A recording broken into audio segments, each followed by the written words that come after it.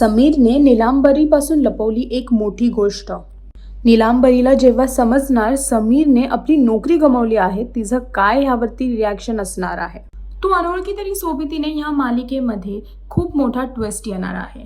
समीरने आपली नोकरी गमावली आहे. समीरने अर्पिताला सांगितलं आहे की त्याची नोकरी गेली आहे, पण त्याने तिला शांत बसायला सांगितलं आहे आणि घरात कोणालाच ह्याबद्दल काहीच सांगण्यापासून मना केलं आहे.